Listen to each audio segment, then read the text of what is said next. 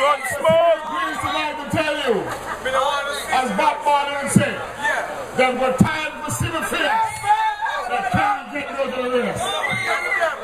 Comrades, you have seen for yourself yesterday, the dark day, another dark day in Parliament. I want to say to you what we did yesterday was strategic. We raised the bar. We have moved the discussion. We are waiting to see when Bolans Spencer will take the high ground and apologize to Lester Bird, to Malvin Joseph, to Asset Michael, the Gaston Brown, the entire nation of our team and Barbuda. What a shame.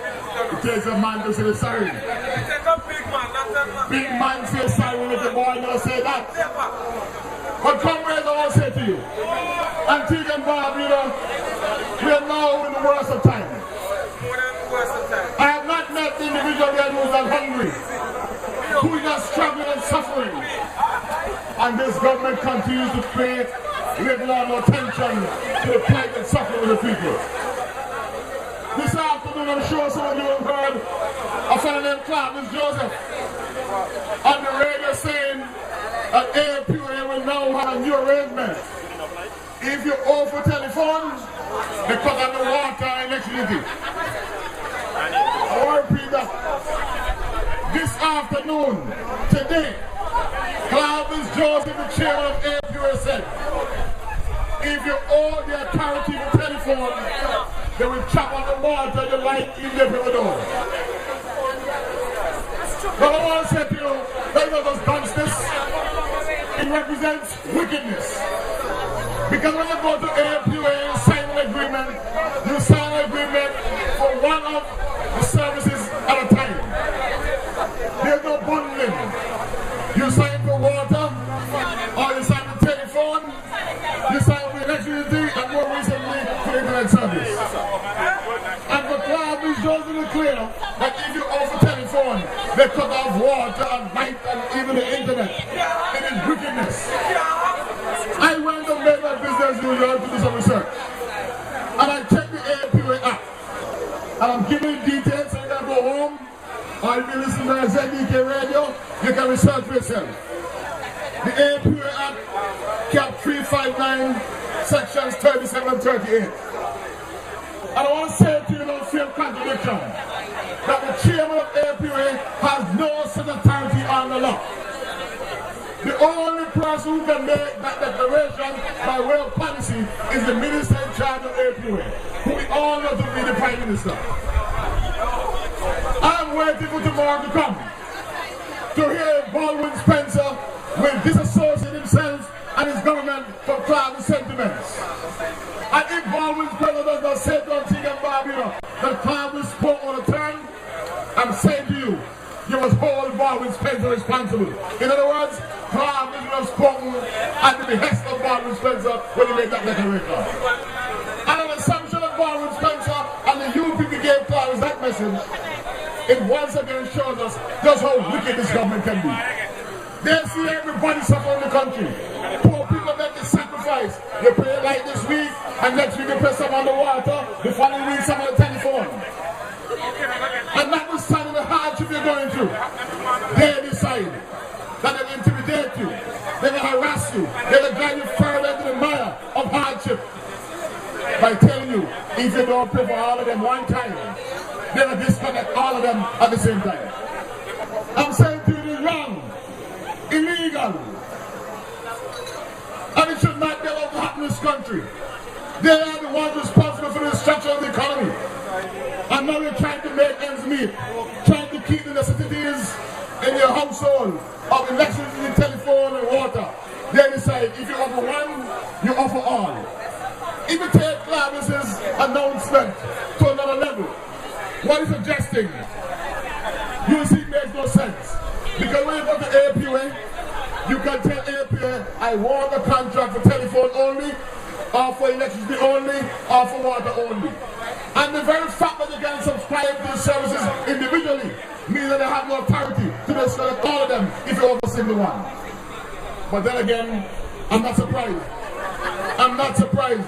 Tomorrow will come, Saturday will come, Sunday will come, next week will come and go. And you will not hear one word of Baldwin Spencer saying that Clarence Joseph misspoke. That's because Baldwin Spencer and the UPP government are the ones who gave Clarence the note, the script, and said, go and try this in the Antigua People chest. Comrades, that's the kind of wickedness we have in the government. In the next 8 days' time, on the 1st of April, All Fools Day, those of you who are lucky to have work still, and who have some benefits called allowances, will start to feel another chunk of the UPP pressure in your chest as they go and tax the allowances that you get. This government at every turn demonstrates that it has a hatred, a deep-seated hatred for the people of Antigua and Barbuda. That they have no regard for the development that this country will have seen on the Leicester Bird and VC Bird and the Antigua Party. They're here to wipe out every bit of achievement and success and development in this country. Comrades, we've been going on this country for the last several weeks with a message of hope. A message that says that all is not lost. We are grateful and delighted at your turnout at the respective meetings. We respect, honor and cherish your telephone calls and your support. But we need to continue this crusade until we rid this country of Baldwin Spencer and the UPP. The sooner, the better. They say I can't call them names.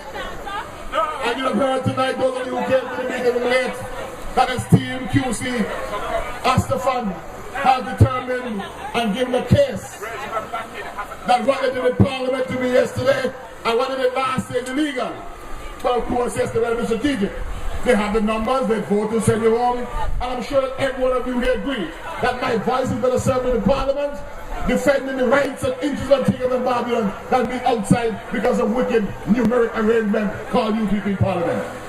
And so yesterday, we played the game on them. Yesterday, we played the game on them. There were more resolutions passed in Parliament. But we're waiting to see Baldwin Spencer was man enough to realize that he now needs to come and follow my lead and say salute to the Antiguan people when he tells you to pull your cutlass and chop up government tax collectors. That he needs to apologize to the people of this country, and in particular, every member of the party, when he said last election, he'll confront us. This man continues to make all kinds of ludicrous comments, left, right, and center. Just 2 weeks ago in the High Court, he had to pepper his mouth. And while they use the numbers in Parliament yesterday to do that was obscene, you'll notice one thing. Baldwin Spencer could not carry before the court. Did not defame him. Did not slander him. It's a vulgar arrangement, an abuse of process, and abuse of power.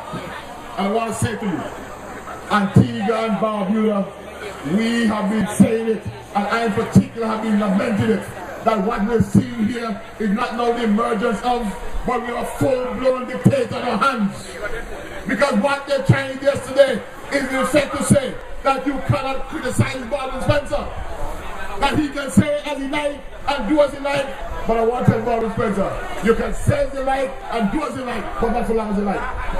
Call the elections and allow the people of this country to make a determination to save Antigua and Barbuda, to rid ourselves of you and your vagabond bunch. You can go to Parliament again and say, I call you vagabond. I call you so every day wake up until Antigua and Barbuda is rescued and saved. Comrades, we are on a roll.